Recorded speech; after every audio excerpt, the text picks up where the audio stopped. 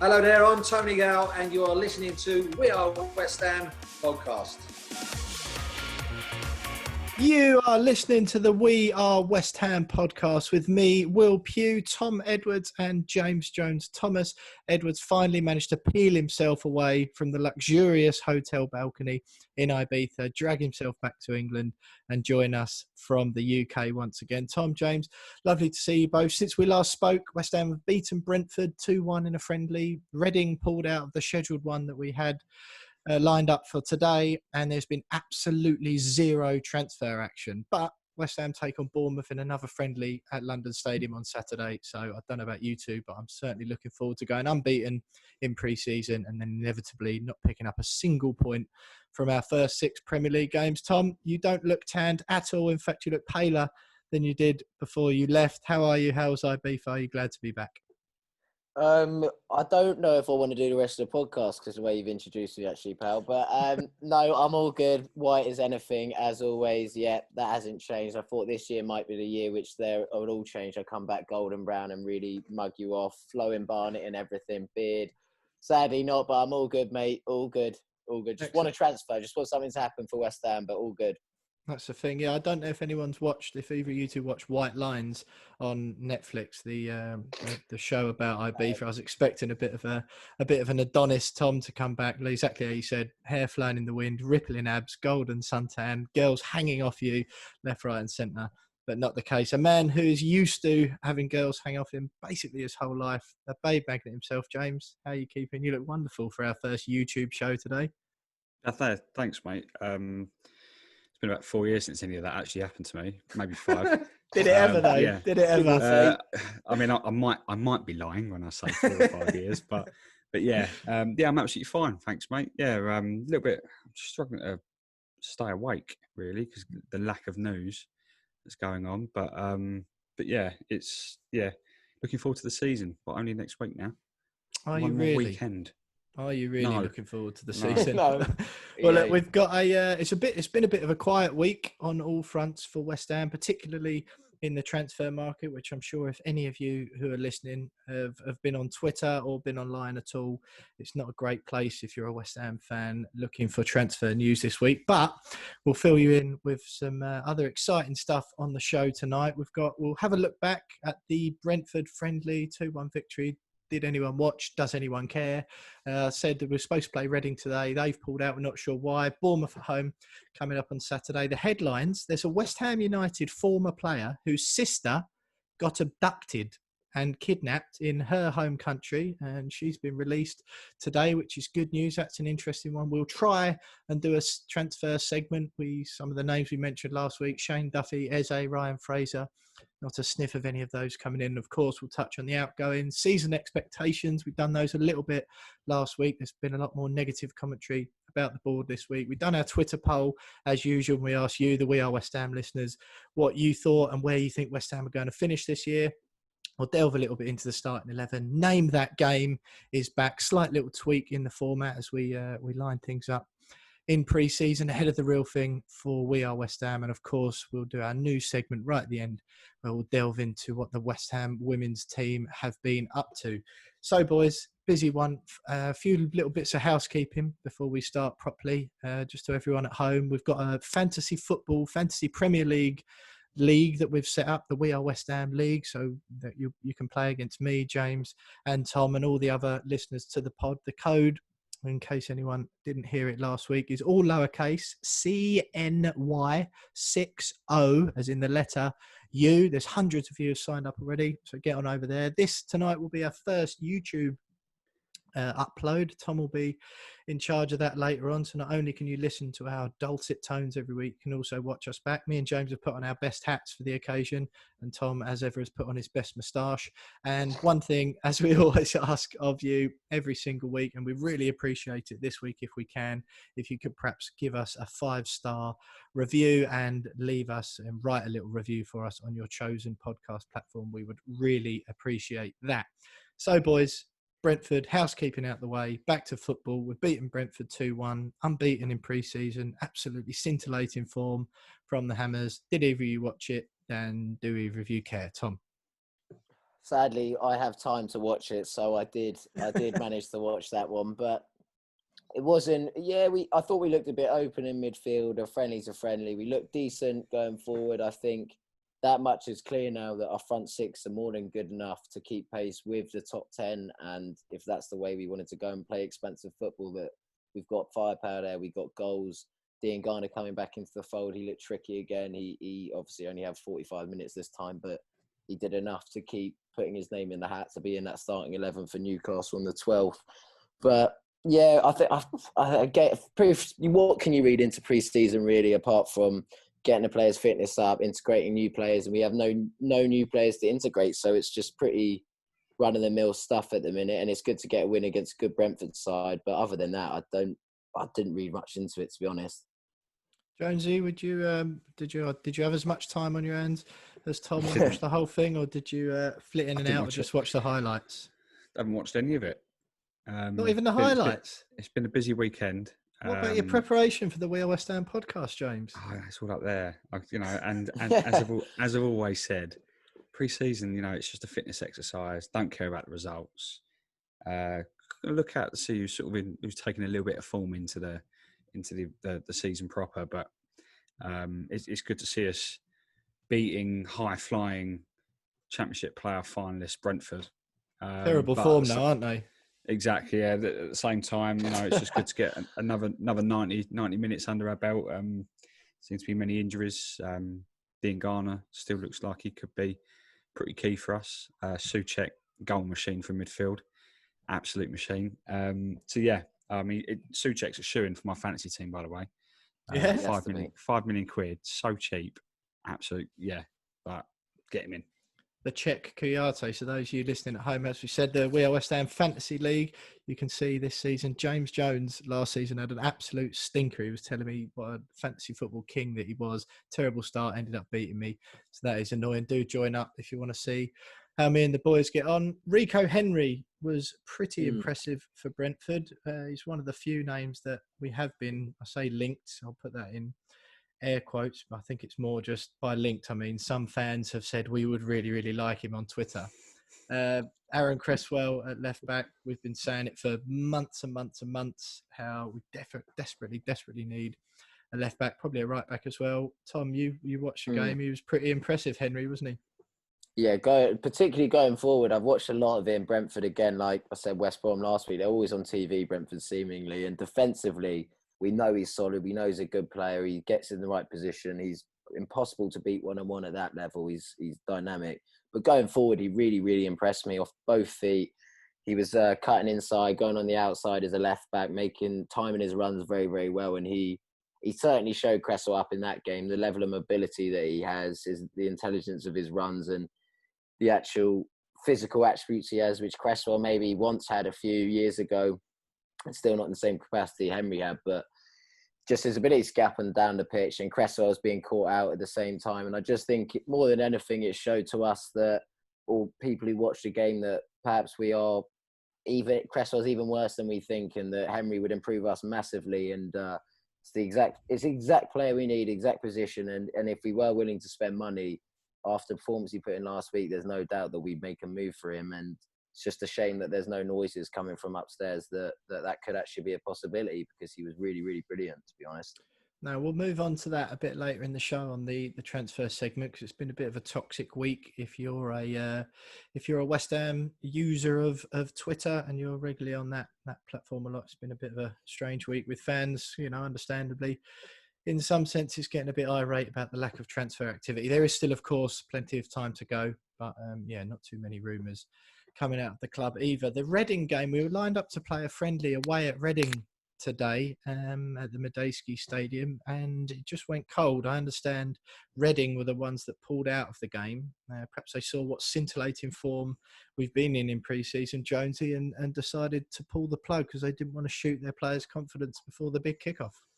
That's definitely the reason why.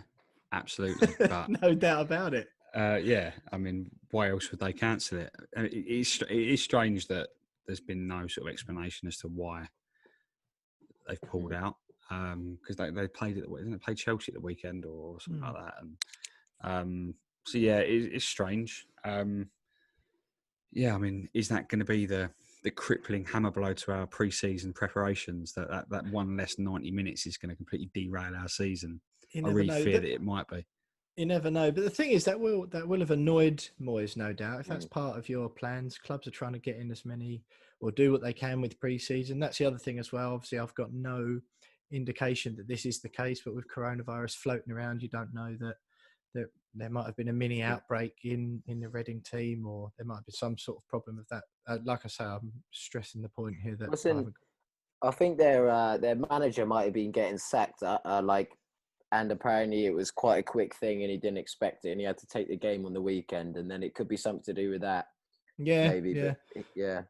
But they, do you think from a West Ham perspective that would have upset Moyes somewhat? And of course, the Betway Cup, Bournemouth at home on Saturday. West Ham, obviously not the holders of the Betway Cup, our own competition, and I think we've won it once in the 4 or 5 seasons that it's been going for. Lost on a penalty shootout, of course, as I'm sure everyone will remember from last season, to Athletic Bilbao at the London Stadium. Bournemouth at home on Saturday, lads. Might be seeing a few Bournemouth players who hopefully or perhaps might be lining up in a claret blue shirt next season. Obviously, Ryan Fraser's already left, so we won't be seeing him. But Callum Wilson is one who West Ham fans have been talking about in the past. Are you any particularly exciting thoughts for that game, given that there's silverware on the line? No. Well, that's that segment then. Thanks very much for contributing. Do you know what? Do you know what? No, do you know what? Go. I mean, it's nice to win a bit of silverware, even if it is meaningless silverware. Particularly given that we're deprived of silverware, aren't we, as West Ham fans? But in terms of players that we hope to see, I mean, unless they got some half decent defenders, I'm not. I mean, Callum Wilson, I'm not really bothered about him. We need a striker though. But I'd rather sign defenders at this stage. If he's free towards the end of the window, once we've got those the fullback sorted, then yeah, by all means. But yeah, no, I mean it'd be a good test against a side that's just gone down. Obviously, they're going to be eager to get their season up and running relatively quickly with a bit of form. And obviously, they've got the new manager as well with Eddie Howe leaving. So yeah, it should be a good little run out. We should have, I think, James, perhaps should have stuck with your first answer, and then this could have been the world's shortest ever We Are West Ham podcast, I think. If we just do a one-word answer show tonight, we can all get on and get back to our not a fan of friendlies. He's not a fan of friendlies. Not a fan of friendlies at all. Well, look, boys, that's a nice little introductory segment we've done there. James Jones not interested in talking about West Ham at all this week, as it seems. But the friendly against Bournemouth on Saturday, I don't particularly care about it. I've said that all along, just like Jonesy. Pre-season's not important.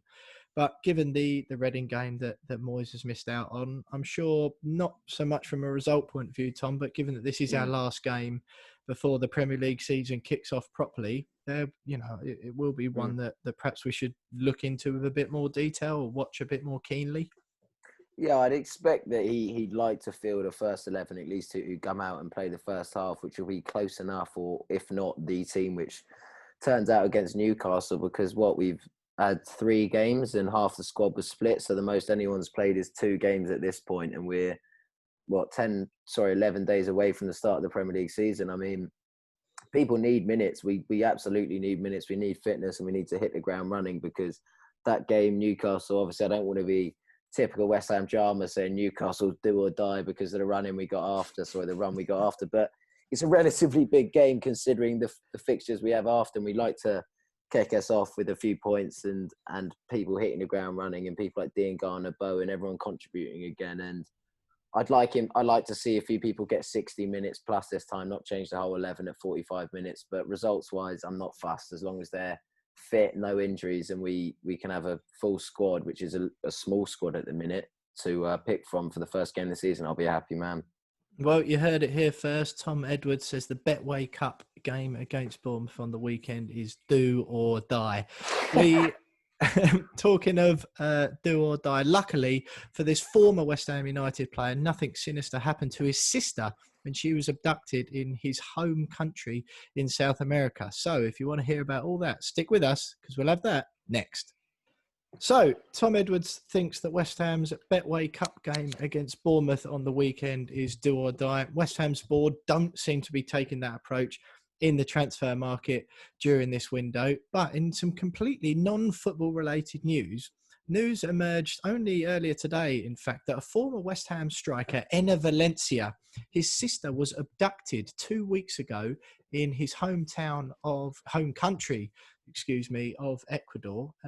Ursi Valencia Lastra, her brother, was announced as a Fenerbahce player on the same day, and she was kidnapped by a group of armed men a couple of weeks ago. They stormed her house after attacking members of the family and took the 28-year-old by force. Her husband luckily managed to escape by throwing himself into a nearby river, but luckily for Enner, he got the news today that his sister had been rescued. Now, you may wonder why on earth we're talking about this, and it is because it's been an extremely quiet week on the West Ham front. But one thing I would like to bring up, given the nature of the podcast, and at the beginning when I ask you two how you are, rarely am I asked in return how I'm doing, and I've had a particularly traumatic week. I'm not comparing it or competing with Enner here, because I'm sure his sister getting kidnapped is pretty bad, but I managed to tweak my ACL ligament in my knee this week, boys, by just getting off the sofa,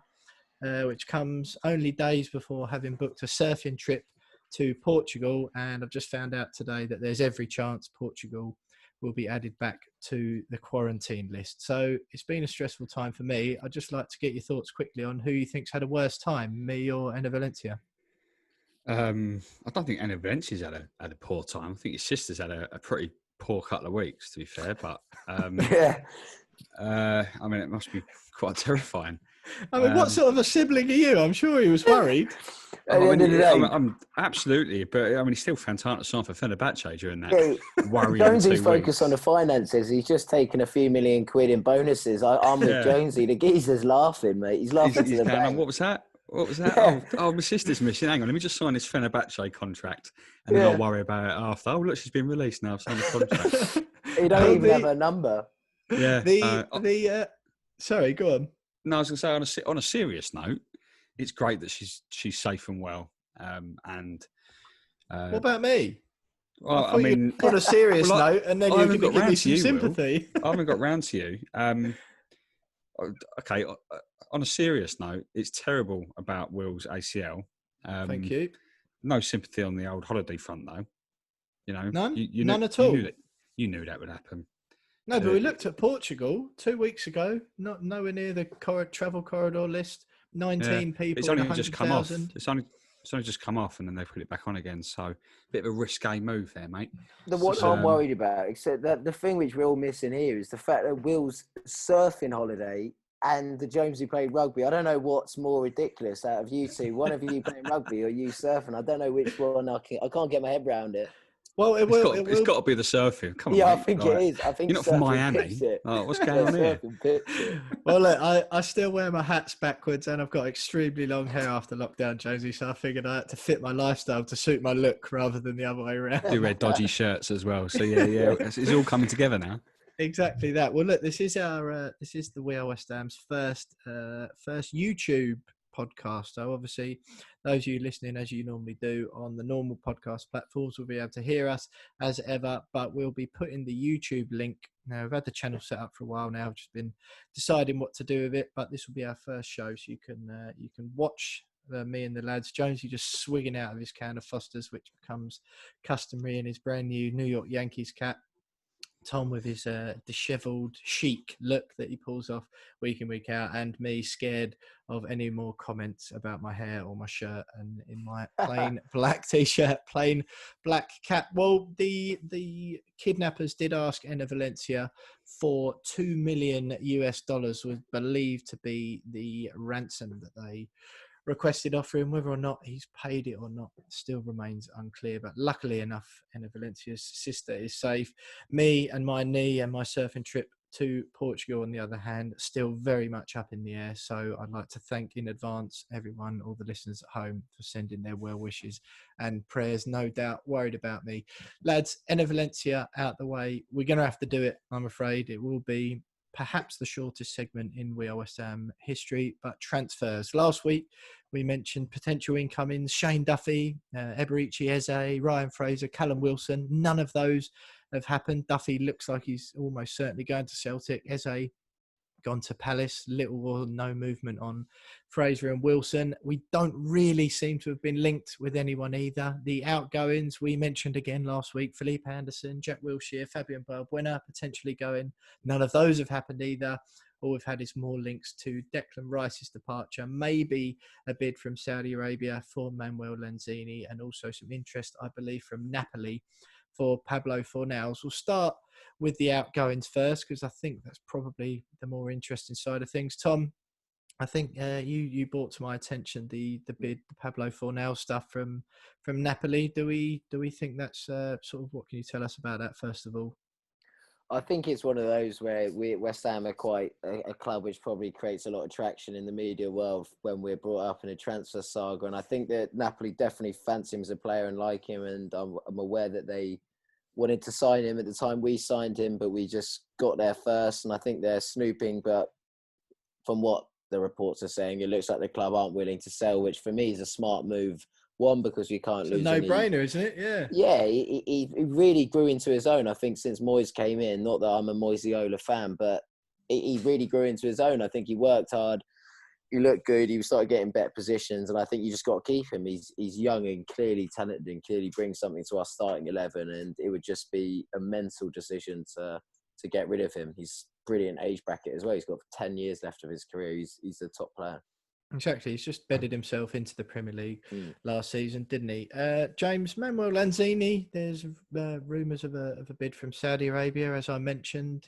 He came from the Middle East before. I can't exactly remember what team it was we signed him from, but that was from somewhere in the Middle East, the UAE, I believe. Again, I think everyone would almost be glad rather than sorry to see Manuel Lanzini go. Do you share those thoughts? I mean, I'd be sorry to see him go just purely because, he has been a brilliant player for us over the last 5 years. I know the last two injuries kind of held him back a little bit. That heartbreaking ACL injury he got just before the World Cup completely not as heartbreaking as mine. I don't think absolutely it was as bad not. as mine. No, absolutely not. But yeah, no. I mean, I'd be gutted to see him leave without sort of being able to, for us to sort of say goodbye to him, really. Because those first 3 years at the club, he was superb, and he was really becoming a very, very influential player for us in our midfield. And yeah, it just hasn't really worked out for him in the end because of that injury and subsequent injuries as well. So it's just that the big question now is sort of how much do you think he's worth and how much do you think we'll sell him for? I mean, we were saying last week about how rubbish we are at selling footballers. Well, you were. He's not wrong, though. I was. I mean, exactly. I'm not wrong. Everyone agreed with me on Twitter for once, so I must be saying something right. But yeah, I was surprised to see that, actually. It's mad, absolutely mad. I still can't believe it. But yeah, I 3 years ago we would have got 25-30 million quid for him before that World Cup potentially. But now, I mean, given his injury record of late, can we get 10-15 million quid for him? I mean, it wouldn't surprise me if we ended up accepting a little bit less if he is wanted and there are bids coming in for him. But I don't know. I just don't know if it's worth giving him another season just to sort of see. I just a bit of a squad player. But he's an expensive squad player, isn't he? We're not buying anyone though. That's it. If we're not buying, it's been made very clear. Yeah. Well, rumours have suggested that it's very obvious that we're not interested in buying anyone yet. So if we're not going to do that, then we can't particularly, afford to let players go. Particularly given our injury record as a football club, we're going to get injuries to key players, and we could have to rely on someone like Manuel Lanzini to sort of step in. To not to incur the wrath of a lot of people on Twitter this week. With that, assuming that some of the things that have come out are true, that West Ham are trying to or focusing on getting rid of players before they bring anyone in, assuming that's true, no one shoot me because these aren't my words. However, if that is true, which I think, may be sort of a prudent approach to things. Lanzini's on a big old wedge, isn't he? I believe he's in the top 4 or 5 earners at the club. He may have dropped down that pecking order slightly because of Haller and Anderson, of course, but I think he's still top 5.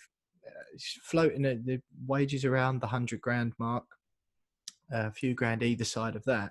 He's an expensive one to get off. While we may not get much for him transfer fee wise, if you can get his wages off the book, surely that frees up some money for some other signings. Put it this way, you could get 2 of Jared Bowen's wages for one Manuel Lanzini at the moment. I think we're led to believe that there's no cash to buy players regardless of the wage bill. Yeah. So given our record of selling players for peanuts, you're not going to be able to buy anyone for peanuts. And you might as well just keep him if you're not going to get a good fee for him. Yeah, and for me, I think that we could get a decent transfer fee for Lanzini. If he moves to Spain, Italy, anywhere else in England, we could actually negotiate a decent fee, about upwards of 50 million minimum, I believe. Whereas if he's going Saudi Arabia, I just think he's 27. I looked at it today. He's good age. He's Argentinian international. Obviously, he's not the player he once was. But if people getting so, I know Ramsdale's a name I keep bringing up, but 17 million for an unproven English goalkeeper who's just gone down with Bournemouth, who's shipping goals left, right, and centre. I'm sure there's teams out there who really fancy Lanzini, who've lost to 10 recently, who think that he could actually come in and do a decent job for him. And I think we'd be mugging ourselves off and underestimating him as a player and a talent if we just let him go for 5 million to UAE, Saudi Arabia. And I'd be upset to see him do that, because he's a much better player than wasting the rest of his career out in the Middle East where no one's going to care, no one's going to give 2 hoots, and he'll never get back in the Argentina fold, because he's a decent player. But I think we've maybe moved on from each other. But I want to see him do the best, and I'd like to see us make some money off a player who's been a good servant to us. To be quite honest, Tom, I think after his form last season, particularly, I'd rather play Aaron Ramsdale as our number 10. 17 million quid. It's incredibly harsh. No, I love him. I love him more than anyone. I think he was integral to making Payet the player he was at West Ham, because defenders were just as worried about Lanzini doing bits. He was absolutely outstanding, and he's some of my happiest memories watching Manuel Lanzini in a West Ham shirt. But I just think the pair of you, not to put too fine of a point on it, but I just think it's a bit living in the past. Last season, what did he do? He didn't do anything. It's not his fault. I just think if you put a hard-nosed football business hat on, you just say that injury, like we saw happened with Cresswell, he's just lost that bit of zing since then. And I think if we want to move forward as a club, you sort of thank him for all the great memories he's given us. He's never kicked up a stink. He's always had a pretty good attitude by the looks and sounds of it. But I just think now's the time to let him go.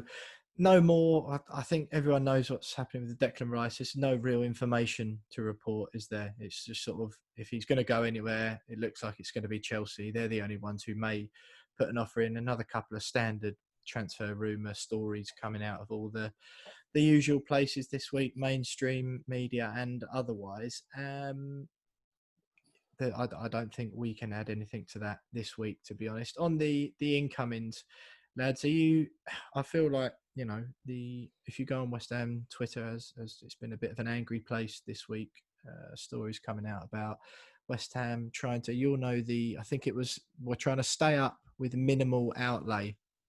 That's one of the quotes, if you like, that's been attributed to the board.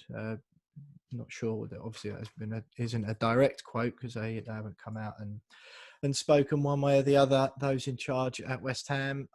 I think there is a bit of damned if you do, damned if you don't with that, because a lot of seasons when we're linked with loads of people are quick to come out and go, classic West Ham, leaking stories that we're linked with really good players and we're never getting anywhere near him. Alexander Lacazette, Maxi Gomez, all these big names. Obviously, we did go out last season and buy a top European striker in Sebastian Haller. Felipe Anderson was a big outlay as well. Yeah, I do think there's going to be anger towards the board and those in charge of transfers, whether we're linked with everyone, whether we sign people or whether there's no one. I think that's the nature of it. But what have you two made? Jonesy, I'll go to you first. What have you made of it this week? It's been a bit of a strange week as far as transfers go. Yeah, it's been strange. I do hope that those quotes aren't true, or they have potentially been been bent a little bit and moulded just to sort of follow the narrative amongst, the negative that talk amongst West Ham fans. And that's not against West Ham. We've got every reason to be annoyed at the moment, right at the time when the squad needs investment. It's not happening. Instead, we're shipping players off on the cheap. So, but I don't know.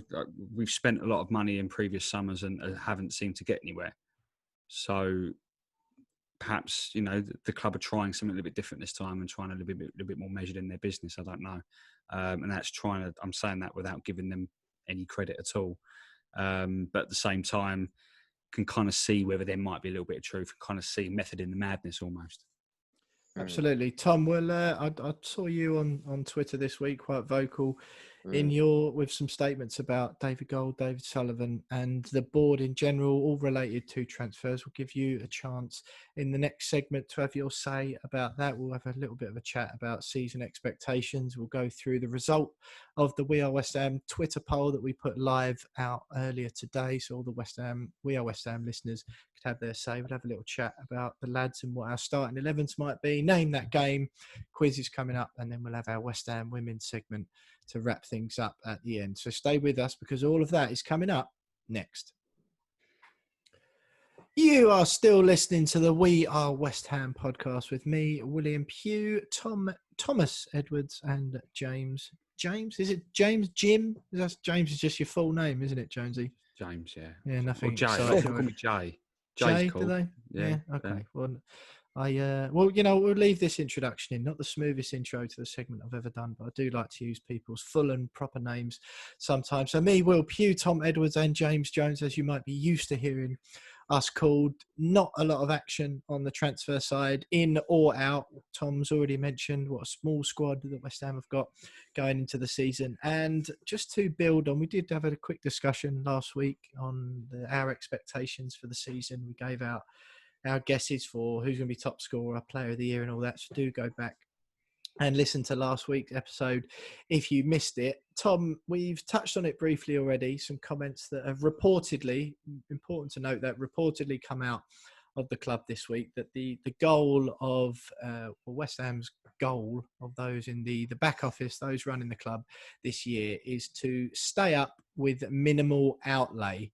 Now, that understandably has enraged people on Twitter. The quotes aren't attributed, or they're attributed, to the board. They haven't come directly from anyone within West Ham, as of course they rarely do. But if it wouldn't be too much. It's not too much of a stretch, is it, to assume that perhaps would be the approach if it turned out that was true and that was the strategy for this season. Not too many people would be surprised. You weren't happy on Twitter this week. I'll read out the tweet from you. This was 3 days ago from Tom.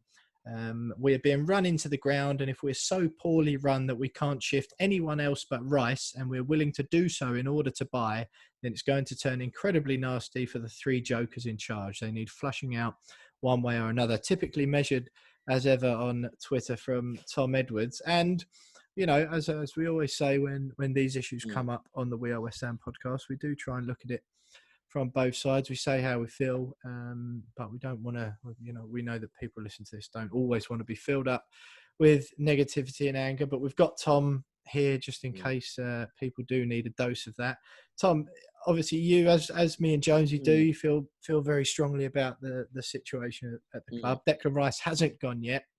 But I would say I wholeheartedly agree with you that selling Declan Rice this summer, if it's this summer, isn't the summer to do a rebuild based on a huge amount of money, is it? But just elaborate sort of on your thoughts a bit more and how you're feeling if those comments and that strategy is the one West Ham are going to be adopting this season.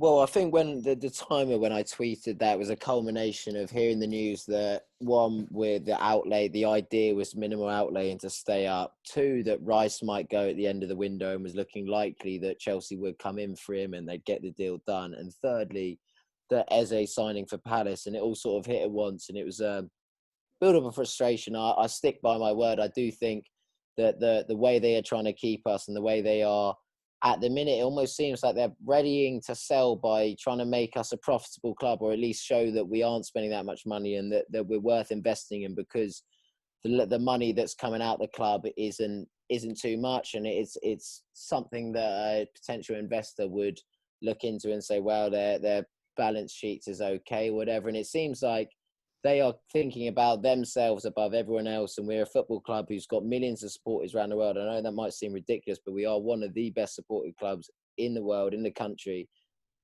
for our level particularly. We haven't won anything since 1980, yet we get 60,000 people there. I don't think there's many clubs around Europe who would be able to get 60,000 people in, being not a yo-yo club, but being all we've had is playoff victories and an FA Cup final in 06, other than that 1980. The supporter to trophy ratio that we've got is pretty impressive, isn't it? It's incredibly impressive. And I think that just, it was a general frustration that it seems like coronavirus has hit all of us, every single person on the planet, very hard. But yet Premier League clubs are going out spending money. Every single club is spending money except us, effectively. And it just seems that we're being left behind and being done in a way which is like malintentions, and that they are only thinking about themselves, and they are just wary of keeping their own pockets full rather than actually helping the franchise or whatever they want to make us. And they're trying to do it with minimum outlay. And it was just a build up of frustration. And I think that we are in a position now where we left the Olympics, we left Upton Park 4 or 5 years ago now.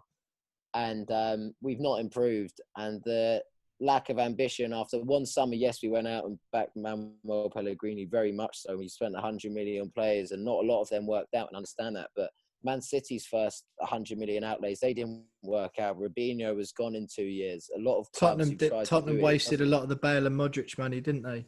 Exactly. It's exactly that. And it's about learning how to be in the market. And first go it. You're never going to get it right. You're not going to get 4 superstars in like Payet. We lucked out. The best player we've had is a £10 million signing from Marseille. And I just think that we need to have another crack at it. And flushing out might be a bit too much. They could go out and do something at the end. But I definitely want them out of the club. And I just think that one way or another, someone needs to inject some ambition into that. Whether it's David Gold and David Sullivan, they find it within themselves, or it's a manager who takes a stance and shows that no one's going to stand for this and makes a bit of a thing which gets the media up on their backs and realise that we are being run very poorly. And that's my main overriding thing, I think. Yeah, I don't think not to down what you're saying there, Tom, at all. I think we're the three of us, me and James, have spoken at length about this before with you on the show and before you joined us full time.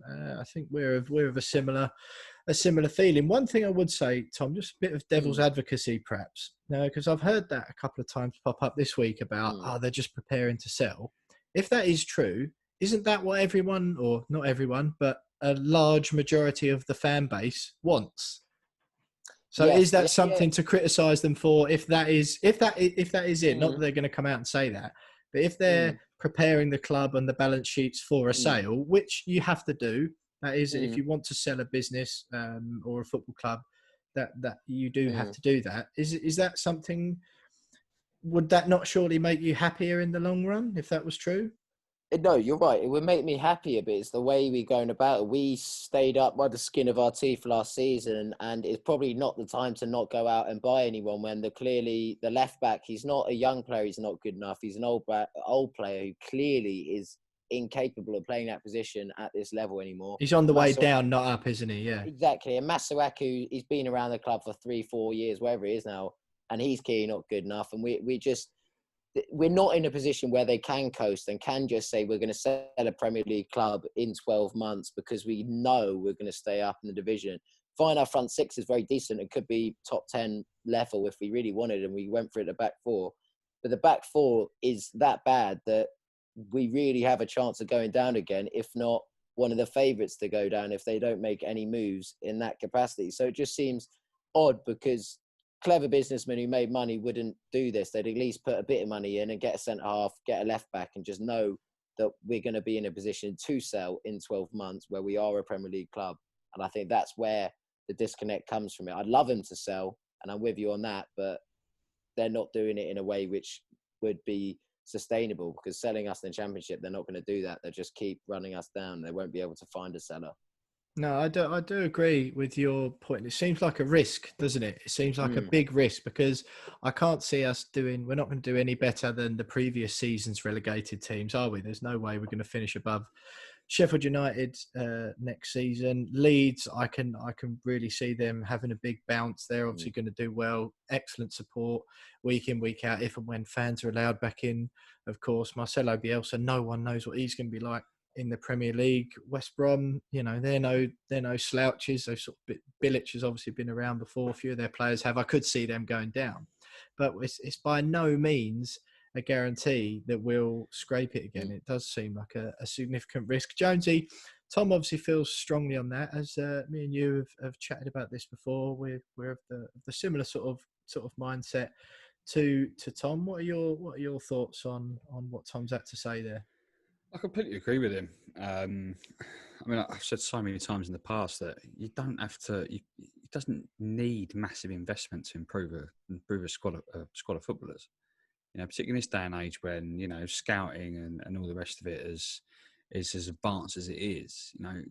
We've proven in the past that we can sign good players that improve our starting 11 or at least improve our squad without having to spend 40-50 million pounds on a player. So if they're thinking, we can't do another £100 million summer, and as quite rightly said, we did that once, didn't work. So many other clubs have done that. They had to do it 3 or 4 times before they've even got anywhere close to it working. You could spend 15 million on a Championship left back, though, couldn't you? Absolutely, to at least no try. Problem. Yeah, no problem. And what at the moment, what the current situation is telling me is that they haven't got enough information on the transfer targets that they are supposedly after, because once again the scouting at the club isn't up to scratch. We spoke months ago about it's an outrage that they've only got one scout at the club, and I think that turned out to be wasn't true. But it's obvious that the scouting at the club isn't anywhere near the standard it should be for a Premier League club, let alone a club with ambitions of being as big as it has in a 60,000 seat stadium. And this is the situation we're in now, and we don't have that set up. And now we're sitting there going, we don't really know to target, can't afford a £100 million summer. Don't even think don't really want to gamble 50 million quid on a right back or a left back, because it's a lot of money. And Spurs just went. Sorry, go on. Sorry. It's just I know what you're about to say. Yeah. And it's madness. If Spurs can go and do it, Go on, you say it for me. Go on. I'm not. No. I just. It's Spurs have gone out and spent £15 million on Matt Doherty this week, and he's one of the best right backs. I know he's a right wing back. Whether or not Spurs will play 5 at the back or not, we don't know. David Moyes has played 5 at the back in the past. I'd be interested to see, genuinely, whether he switches to a 5 again and plays Masuaku at left wing back, because Masuaku had his best spell at West Ham as left wing back, and that solves that problem straight away. I also think it takes a bit of a defensive burden off Ryan Fredericks, which I think would do him a favour as well. And it would take less pressure, or take the pressure off of our centre backs, who, despite everyone saying Ogbonna was front runner for Player of the Year last year with Declan Rice, everyone in the same breath says that our back 4 is the worst part of our team, as Jonesy's done just there. I think a 5 at the back, solves a lot of those problems for Moyes, and I'd be intrigued to see if that's how he lines up on the first game of next season. I do agree. I think some of the blind anger this week, because it is worth noting there's still some time to go. I know people have got more angry because there hasn't even been some transfer tidbits to feast upon, which there often is. Like I said earlier, they get criticised as well if we're linked with players we don't end up signing. So there is a bit of that inevitable anger that will come around transfer season for West Ham fans. But I do totally agree with what you two are saying, and with what a lot of fans have been saying this week, where there's a line, isn't there, where I don't really feel like West Ham fans are asking us to go out and do another £100 million summer or whatever. And it is worth noting with that £100 million figure, and I mentioned it at the time, if you zoomed out a bit, that was 100 million where we'd spent next to nothing for the previous 2. So 30 million a season all of a sudden didn't look that much, did it? Certainly not for a team who was supposed to be challenging for European football in that world-class stadium that we've got at the moment. Boys, we asked the We Are West Ham fans in the week. We spoke about it last week, where we think West Ham are going to finish. Not a lot's happened in the transfer market this week. Me, you, and Tom, James weren't particularly enamoured or excited about the prospect of West Ham next season. I think we all picked 14th, 15th, 16th, I think were our combined predictions of where the club's going to finish. I don't know whether either of you feel like that's changed or not this week, but we asked the We Are West Ham listeners what they thought ahead of the show. It's worth noting, anyone listening who wants to get involved with these votes, go and follow us. We are _West Ham on Twitter if you don't already. But it was quite a simple one this week. This week's poll was, where will West Ham finish next season? The options were European spot, so 1st to 7th, 8th to 12th. Can I butt in there? If this is going to be finickety. The sheer audacity you put in first in that answer. Yeah. Or, I mean, it should have just been European spot, 5th to 7th. Because there's no way we're finishing top 4, and there's definitely no way. I mean, we're not doing a Leicester. Well, it ain't happening. Josie, of the 3% of people who voted and said West Ham are going to finish in a European spot, of that 3%, a few of them might have only clicked on it because it said first. They might think we're going to win the league. In fact, they may be annoyed at We Are West Ham for not giving the option of Premier League champion. So you say that, but I don't want to be upsetting a percentage of the 3% of our listeners who think that West Ham are going to finish in a European spot. So the other choices were 8th to 12th, 13th to 17th, or relegated. Now, I don't know if either of you lads have seen the results yet, but 3%, as I mentioned, think West Ham are going to finish in a European spot next season. And you know what's sad? I think if you'd done that vote this time last year, plenty of people after a 10th place finish the year before were expecting us to be able to edge a 7th spot. So that's down to 3%. 18% of the respondents said we'll finish 8th to 12th. 60%, an overwhelming majority, think we'll finish between 13th and 17th, and 19%, think that West Ham will get relegated. We had a couple of comments as well. Tom said, I want to be positive. Souček and Bowen were solid signings, and if Moyes gets a chance to reinforce the squad further, I'm sure we'll be in a position where we can push our way up the table.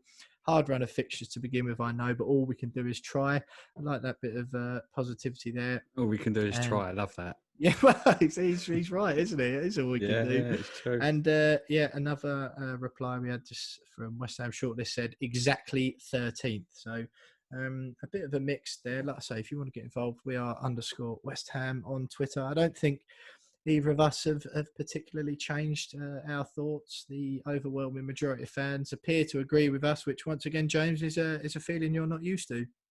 Yeah, it's a weird. I mean, 2020 just gets weirder. Yeah, this is the weirdest thing that's happened this year, isn't it? Strange. No, I think everyone is in the same boat at the moment. Everyone has a different opinion on it. Just quickly, what I'd like to ask you both about, Tom, I'll throw this one to you. It's a bit off the cuff. We didn't speak about it before. When people who clearly want the board out, there's lots of people among the fan base, a large percentage of the fan base who feel that way. One thing I'd like to get your thoughts on, because we did touch on it last week about season tickets. I feel if I felt strongly enough on that matter, the way I would show that, or the best way to show that or take real action, as I know some of the Hammers United guys, a lot of their members just don't go to West Ham anymore, and that's what a lot of people talk about, just not going anymore. And that's what I think. If I felt strongly enough about it, and I do feel strongly about it, but if it was something that I really was really I had to show my act rather than speak, would be to not go to West Ham anymore and then not buy things from the shop, and basically not pump money into the club. You think, Tom, I think you feel the strongest out of the three of us, or you're certainly very vocal about it and you put your points across well when you do. What do you feel about the idea that if you feel that way, if I was to say to you, well, if you feel that way and so strongly, Tom, then don't go to the games or don't buy things from the shop. How do you feel about that sort of point? Without coming across as a sad little nerd or whatever, I'm not going to let I think the people who still choose to go is, for me, I'm not going to let 3 people who have a total disregard for one of, if not the most important thing in my life, bar my family and mates. I'm not going to let those 3 people dictate my passion, my love of the game, because this is what I want to go into. Like both of you work in the media and sport world effectively. That's what I want to do. All stemmed from being a West Ham fan and loving that. And I'm not going to let 3 people take that away from me, and I try to go down different avenues, but obviously no aggression, whatever. I want to protest, I want to get the point across, and I want to do it in the right manner, and I want it to be in a way which doesn't affect my life, because they've already affected it enough by not putting enough in, not caring, changing the badge and done that. I'm not going to let them win by making me not go in and watch West Ham, where at the same time, if I wasn't at the game, I'd still be at home finding a weird stream or finding a way to watch it or watching on Sky Sports. I still want to be there. I still want to enjoy the day with my mates, because West Ham is bigger than them. We'll outlive them. The fan base is massive. And one day, whether it's with them or without them, we will bounce back. We will be better. We will be bigger. And we will make a fist of actually being an ambitious club, because you have to be blind to not see how big a club we can be and the potential we have, particularly with 60,000 fans behind us now. And I just think that I'm not going to let them win. For me, if I started to not go, and they took that away from me, I'd see it as them winning, and I don't think I'll ever let that happen. Yeah, I do see where you're coming from there. Just one more, Jonesy, before I throw to you on that, Tom. Do you, if I was to say to you then what you said there, that by doing that, the owners who, or the finance people at the club, they know that the fan base is fill up, or there's a lot of people in the fan base who hold that viewpoint.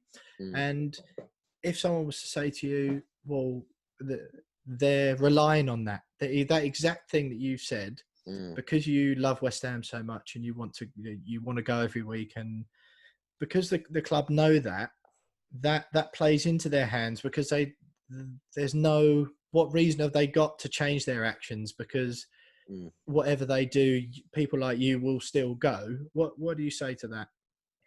I say that I think the only other fit, you're right, you're bang on.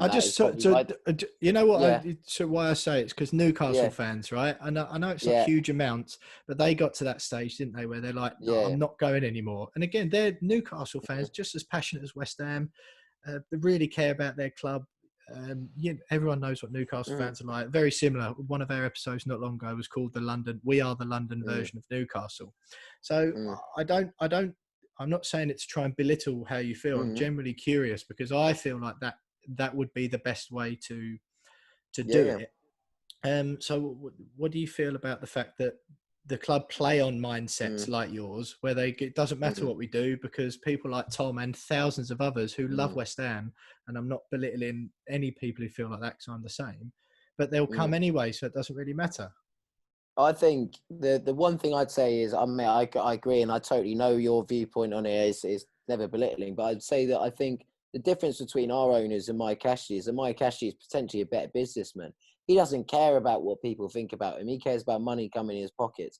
Our 3 in charge have clearly shown that they are very self-conscious people. They care about their image. They care about what they're portraying, and they care about the way they come across to people. They are Sky Sports.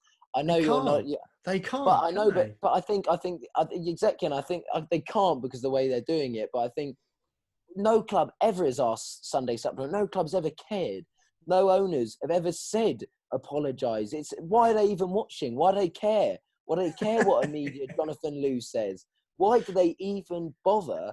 But our owners care. Karen Brady's on The Apprentice. They're all love this image they create for themselves, and I think the more bad press they get, and the way by protesting and getting numbers there and heartfelt, and yes, I would agree with you, mate. If 5-6 years they're still there and still doing the same thing, I'd be stupid to keep going and paying them money, because I am feeding their pockets. I just have this idea that they care about themselves, and the more you create and generate an idea of they are bad people or they wish bad on the football club, and you put that in the press and it gets traction, like it did when Hammers United, when we had that big one and it started getting put in Talk Sport, Sky Sports, Sunday Supplement, all these things. The more we do that, and the bigger numbers and the more turnout, I'd rather do it that way and give myself a few years of enjoying it whilst I'm at this age, go home and away and I have no responsibilities. Enjoying it. Yeah. Hating it, but Yeah, at least being with my mates and being this age, I can go up and down the country. I don't have kids, whatever, and make the most of this period. And I like to think that that's the way it is, but we can only see. Time will tell, and I really, really hope they're getting closer and closer to leaving. Yeah, I totally get where you're coming from. I'm glad I asked. I'd just like to say, you know, that's not my stance on it. It's just thoughts that come up in my head because I know how passionate you feel about it, Tom. And I just wonder, you know, what stage does it get to that where you go, no, I can't do this anymore because I'm fueling the fire almost. And we're all the same. Me, you and James all bought our season tickets again this year. So, you know, I totally agree on that. The Jonesy, do you, again, Tom speaks a lot of sense, especially on this sort of matter. And I just would say that is the one thing, Tom's touched on it there, why I feel they don't step away from the club is because how are they relevant anymore in society? Their celebrity immediately goes, doesn't it?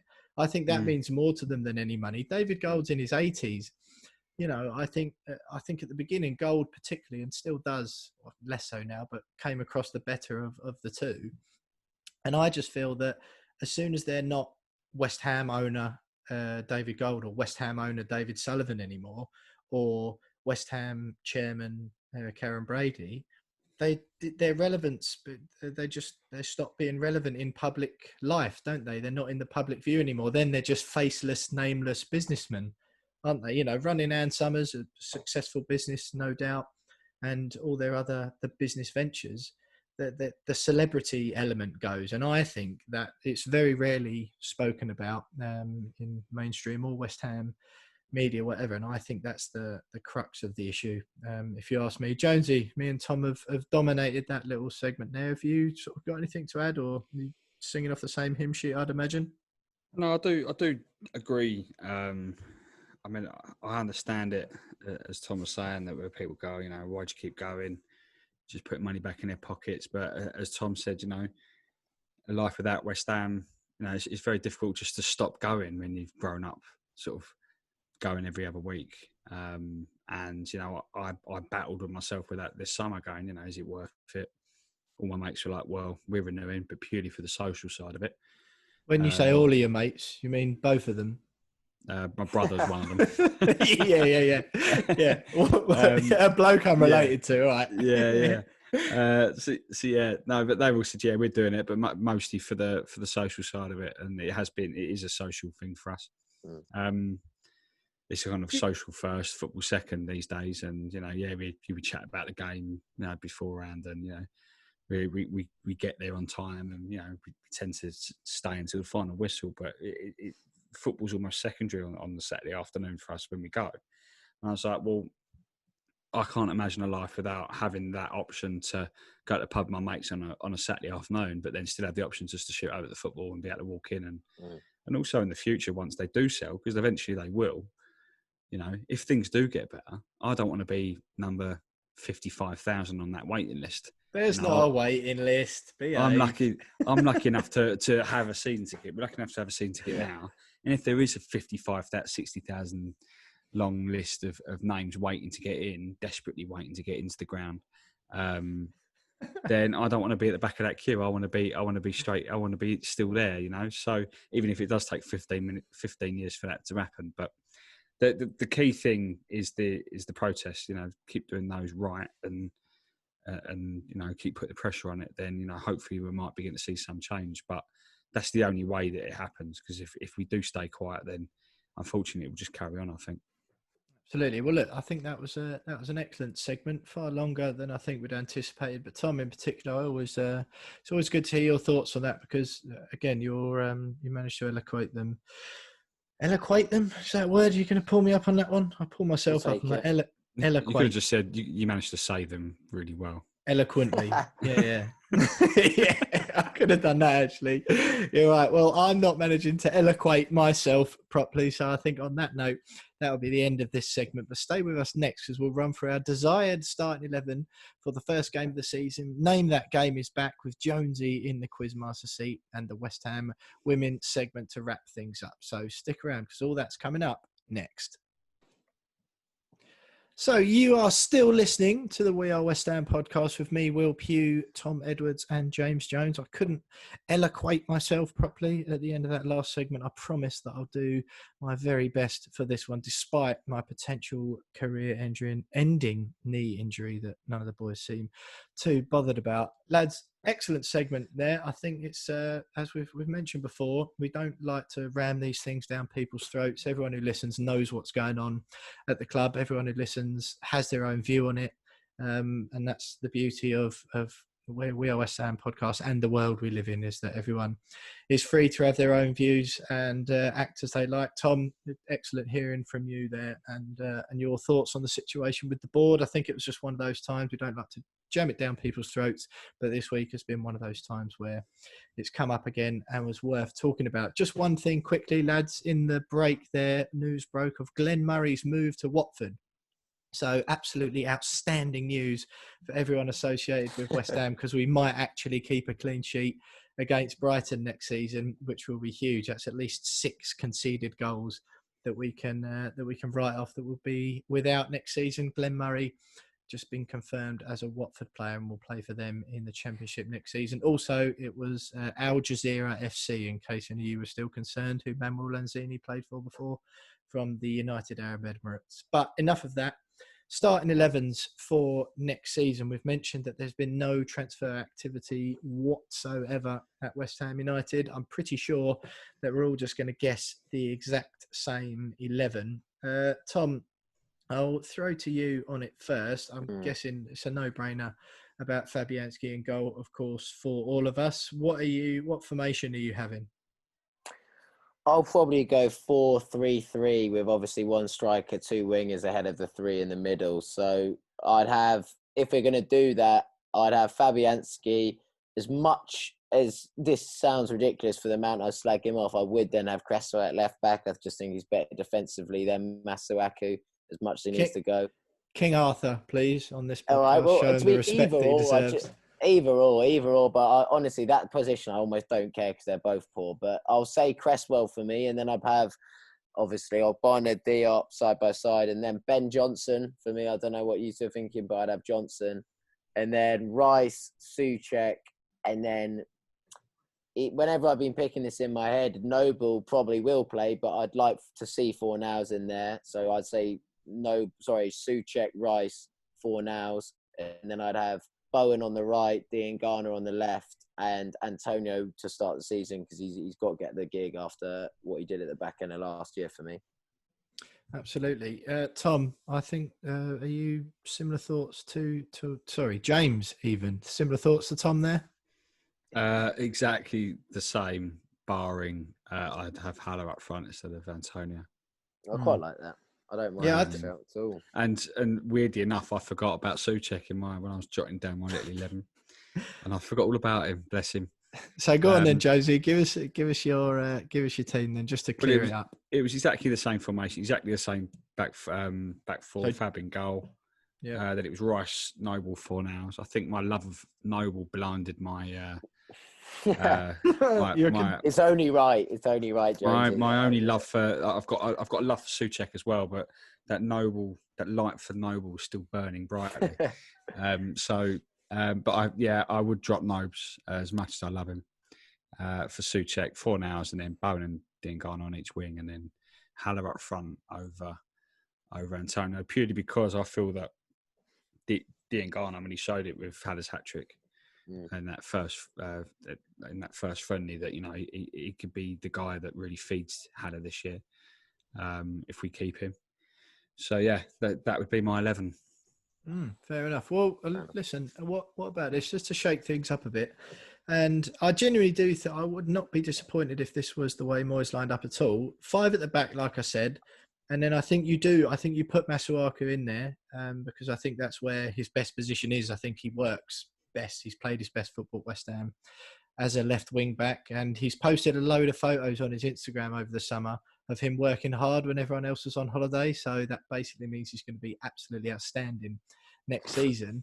No, but I have James. I don't know if you know that's actually the rules. When footballers post videos of themselves working hard in the gym over the summer, that means they're going to be really good next year. Right. Oh, right. Yeah. Sorry, I didn't realise you didn't know that, but that is how it works. No, Fabianski in goal. I have Masuaku left wing back. I'd stick with Fredericks. I think Johnson's a great backup, and if he does play in a 4, like you two have mentioned, I would not be sorry to see Ben Johnson playing on either side of that defence. But I think I'd like to see him try that 5. So I have Fredericks right wing back, Masuaku left wing back. Then the 3 in the middle are basically the only 3 centre backs that we've got. Ogbonna Diop, and you throw Balbuena in there. I think it takes the pressure off of the fact that all 3 of them are okay centre backs at best. I think if there's 3 of them there, surely there's a little bit less chance of them letting a few goals in. And then I think you have a midfield 3 of Souček, Rice and Fornals. And then I think up front, you have Haller out and out. But then I think you have Jared Bowen buzzing around in like a little just sort of false 9 sort of position, just off the striker, that he can link up, play in mid, drop back into midfield and buzz around Haller. Because Haller there's no point putting him up front on his own again like last season. He was just so isolated. So, yeah, just to be a little bit different. Neither of you look overly astounded or minds blown by that. None of you like, Will, I'd never thought of it like that. I'm just Will Puriola, basically, isn't it? I'm gobsmacked at the realisation that all it takes to play well be good at football is that work hard during the summer. And post it on Instagram. No, you must post it on Instagram. Oh, Jonesy. right, okay. Because there's me thinking you just had to be good at football, but no, you actually got to work hard for it as well. Yeah, put it on your Instagram Blow stories. me down. But I mean, yeah, it is interesting. That's not good, is it? I like the idea. That's really special. Yeah. Good try, Will. How sweet. No, I mean, I like the idea of Bowen buzzing around, sort of like around the box. It's the way you describe it, Jonesy. That's the key. Yeah. He's I mean, it could work. I don't know. Do you not want Dean Garner? Do you just not want? Are you not a bit? I mean, we've been starved of signings, so do you not fancy seeing a bit of Dean Garner in there? No, do you know what? To be honest, I do. I think in reality, Moyes isn't going to do what I've said. I would actually genuinely like it because I think our defence was so appalling last year.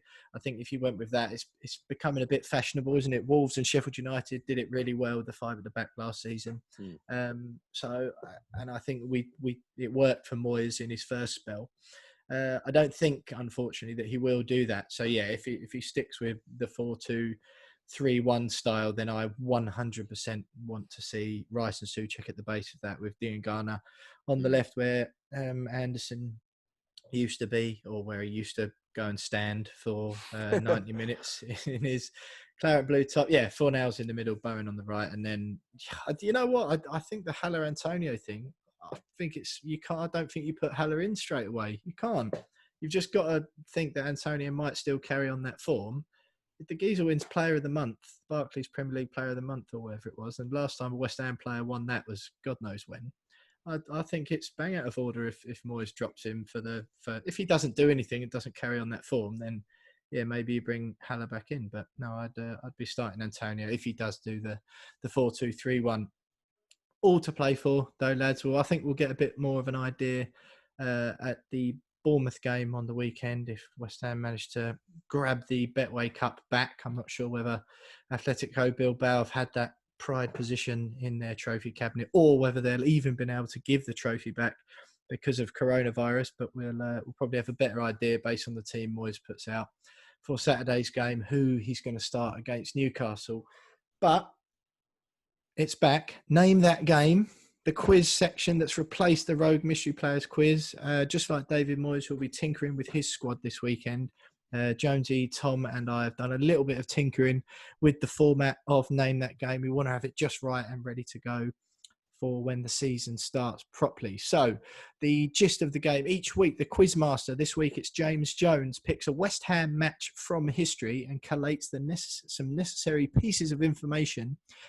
Each of the pieces of information are below: an obscure fact or a piece of information about the game, the scoreline only, not giving away the winner, one opposition goal scorer, if any, one West Ham goal scorer, if any, the stadium in which the game was played, and the season. And if it's a draw, the point system goes to a draw. The tiebreaker is the exact year that the game took place. The guessers can interrupt, who is me and Tom this week, can interrupt at any time and guess the remaining bits of information about the game from what Jonesy has given us so far. It goes one by one. Each incorrect guess gets thrown over to the opponent. The format's changed slightly this week.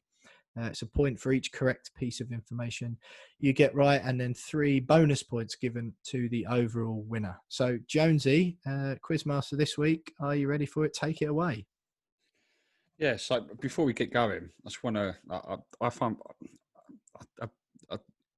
when it comes to thinking of sort of good games from the past, I'm pretty good at those. But when I actually had to select one today, absolute nightmare. Googling classic West Ham games, like. But I hope I've picked a good one. So the first one, obscure facts or piece of information about this game, is in this game, the white ball was famously subbed off for the yellow ball. That's a beauty of a fact. Yeah, I'm not gonna lie. I don't care who wins now. That's a belter. Blimmin' hell. I ain't got it on that side. No, nothing on that, No. Jonesy. No, okay. Number 2, the scoreline, it's 4-0. Right. Can you guess? Okay. Yeah. So I'm going to interject now then, Jonesy. So now I've interjected, just for the people at home, because it is a new game. Now I've interjected. I can guess the next piece of information. If I get it right, then it throws to Tom to have a go. So I'm just going to have a guess, Jonesy, at piece of information number 3, which is one opposition goal scorer. I'm going to say that there wasn't any because it was 4-0 to West Ham. Correct. That is correct. Right. So that's 1 point for me, for those listening at home. And Tom, you get to have a guess at the one West Ham goal scorer. Colton Cole. It's correct. That's He's absolutely nailed it. 1 point each. So it throws back to me. Jonesy, I'm going to say the stadium was Upton Park. Yeah, that's correct. That's 2 points for me. 1 for Tom. Tom, this throws back to you. So you get to guess the season that it was in. Oh, no. 09-10. No, it's not. Oh. 09-10. Uh, 10. I think I'm going to say, if I think it's the game, is it 10-11? It is 10-11. Oh, 3 points. That is the win for me. Jonesy, was it West Ham United 4, Manchester United 0? It was indeed. Oh, Yeah. I knew the game. I just got the year was a tough one. League Cup quarter final in the snow, was John 30th of Spector. November.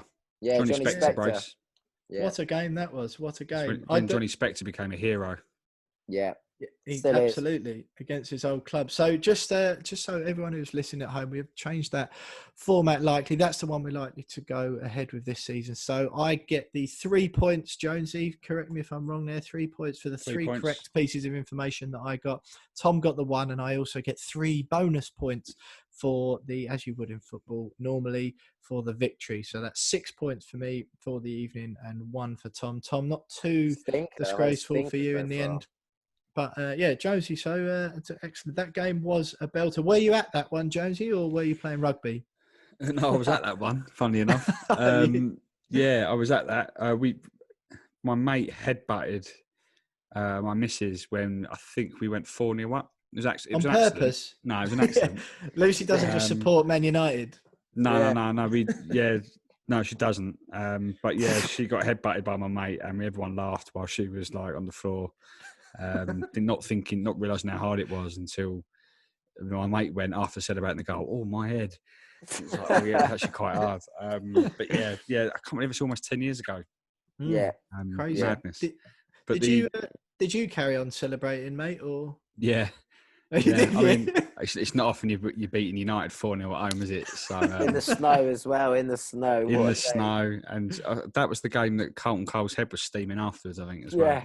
Yeah. And Lucy's by the sound of it. Yeah, I know. Yeah, but yeah, the white ball was famously subbed off for the yellow ball. I remember the stadium announcer actually announced it as if it was a substitution, and everyone giggled in the ground. It was nice. It was a good moment. Just like the Mr. Moon left the stadium. Excellent. Well, I think that format worked a little bit better. A little bit of ding dong like we had with the mystery players quiz last season. So Jonesy, nice one on that. We'll start the league table. I think what we'll do is start the league table once we've once the season starts properly. Now we're starting to establish the format of the quiz for this season a little bit more. We all missed the mystery players quiz, of course, but it's nice as we've been able to do then to remember the legend that is Jonathan Spector at West Ham United. So that wraps up the segment 3 of the show. Name That Game. The second instalment of that. We've covered absolutely loads tonight, so stick with us because we'll do our last little segment on the West Ham women's team next. All right, cool. One thing I'm thinking, do you think it's worth, I think drop the extra 3 bonus points. Yeah. Because I think there's no, we've got the tiebreaker anyway, haven't we? So that would have been a 3-1 win for me. So that was pretty good, wasn't it? And then if it had got if me and Tom had just traded off and we were level at the end, it'd have been like, oh shit, who's getting the tiebreaker? Yeah, and then whoever guessed correctly first gets to go first in the tiebreak guess. And then that worked nicely, won't it? Yeah. I quite like the balancing, but if it ever gets too quick, we also could do 1 game each per week. I know it's a bit of effort, but I just think you'll run out of games then. That's the only thing. I think so. But I think that'll work as long as we do a bit of chatting afterwards. Like Jonesy's little anecdote about Lucy getting nutted was quite good. Yeah, I like that. That's good. That type of stuff. Yeah, I like it. Good quiz. Cool. Okay. Right. You are still listening to the We Are West Ham podcast with me, Will Pugh, Tom Edwards and James Jones. And in the second ever instalment of Name That Game, the new quiz that we're running on the We Are West Ham show this season, I managed to get my inaugural victory, which is good news for me. We'll nail down that format, and by the time the season starts properly, we'll have the league table ready, just as we did with the Rogue Mystery Players quiz, and there'll be a little bit of competition between the 3 of us, as you are all used to listening at home. But the new segment we've introduced this season, at the end of each podcast, we want to give a little bit of attention to the West Ham women's team. It's been their profile the last couple of seasons has been growing. The FA Cup final that they reached not too long ago was obviously one that we were all proud of at the club and definitely spiked interest. West Ham, they featured on the BBC 3 documentary before, which Jack Sullivan was on. It's about his running of the West Ham women's team. Jack Sullivan, of course, still in charge. Some big news this week again, Jonesy. Another busy week for the women's team. To be quite honest, it was probably a busier week for them than it was for the men's team. The new kit numbers were released. It was announced that their WSL home game against Arsenal on September the 12th will allow 1,000 fans in as part of one of the pilot events under the government's new guidelines. They also were drawn. The draw for the League Cup took place. They'll be facing Reading, Brighton and Championship side Charlton. And the news came out, of course, about the new BBC documentary Squad Goals. So that's once again able to have a look and see how it's all run at the West Ham women's team. We're hoping to get quite a few guests on this season. Weren't able to get anyone in for tonight, but from next week onwards, hope to have a guest most weeks. Jonesy, some more transfers again. We touched on them last week, which was quite impressive. But this week there's been a departure. Philippa Wallen, left back Philippa Wallen, has gone to Apoel Limassol in Cyprus, and incomings Australian midfielder Emily Van Egmond has come in on loan from Orlando Pride. It seems like the women's team are certainly in the transfer market making some moves where the men's team aren't, which is I think quite exciting for a lot of the season ticket holders and fans of the women's team at the moment. Yeah, no, definitely. I think what before those two, I think it was 6 in, 6 out. So that makes it 7 in, 7 out. Quick maths. So yeah, it's been a busy summer so far for the team, and now hopefully, I mean, I know they've lost one or two key players, but by all accounts, they brought in a sort of replace those. You know, they've got the Czech Footballer of the Year that we spoke about last week, and you know, it looks as though they're beginning to build a nice, strong and balanced squad. So hopefully, they can get the season up and running with a positive result against Arsenal. Hopefully, in front of those 1,000 fans as well, singing and making a bit of an atmosphere. And for me, that's the big news of the week. That 1,000 fans being allowed in to watch. It gives us all a glimmer of hope that, you know, football's beginning to just get back to some kind of normal for us, isn't it? Yeah. Even if that is just used as a trial event with season ticket holders only. But yeah, for me, that's the big news. You know, fans beginning to be allowed to get back. Of course it is. I mean, that traverses not just women's football. That's big news in the world of sport in general, isn't it, Tom? I mean, I think we all agreed, or we all said last week, we've all just put our names in for the ballot to get tickets to the men's side as and when we can. The Dagenham and Redbridge Victoria Road is their new stadium, the women's team's new stadium for this season. It's got a maximum capacity of 6,000, but there's going to be 1,000 fans let in. That's the home game against Arsenal on September the 12th. We saw Brighton and Chelsea played a pre-season friendly, which I watched that the other day, and you know what? Although there was only 2,500 people in there at the Amex, and they were all dotted around. I don't know if either of you saw pictures or footage. It was brilliant to have some actual fans singing actual songs. And all right, it was a bit empty, but you could still hear them. It was still a bit of a laugh. Graham Potter and Frank Lampard spoke after the game and said that was really good. So it's certainly heartening, isn't it, to see that the same's happening in the women's game, and hopefully they can keep those numbers up for the season. Exactly that, and I think sport in general, the whole world's missed the entertainment side of it and getting fans in and getting them to enjoy the experience, see it live. And obviously women's sports taken a big hit by the coronavirus, probably more so than the Premier League has, and all these big massive corporations who've been able to put it on, and the NBA and people like that who've got the money pumped into them, that they've been able to make agreements with respective governments to get people along and to get the games finished and to get the seasons finished, whereas the WSL hasn't quite had the same level of support or ability to get on with things and close out the seasons and do everything. I know the Women's Champions League was finished a couple of nights ago and Lyon won it. So yeah, it's exciting to see women's football back in general. It's exciting to see a new season. It's a lot of ingoings and outgoings at West Ham. And like you said, I'm excited to hear the season from their point of view and get some of their opinions on what it's like at the new place. There's a lot of change down there, so it's an exciting time for women's football in general and for West Ham women's team. Absolutely, yeah. You wonder whether the move to the stadium and like you said there, a lot of the ingoings and outgoings, whether that's going to benefit them or be a negative. You'd imagine having that stable home at Victoria Road, Dagenham and Redbridge's ground. If it can get up to, like say, you get 6,000 people in there, that's the capacity of the stadium. If they can get those numbers in, having a stable home is obviously going to do them a favour. Some of the games that they will be playing at their that new stadium is in the Continental League Cup. And as I said earlier, been drawn in Group D with fellow WSL sides Reading and Brighton, as well as Championship outfit Charlton. They beat Reading, of course, to reach that FA Cup final a couple of seasons ago. It's a great achievement at the time, beating on penalties at Adams Park. Brighton, again, decent side. They'll provide a challenge this year. You'd hope when you drop down, especially the levels that you see in the WSL these days, where they are, proper professionals. The Championship sides, unfortunately, are still a lot of part-time players not training quite as much.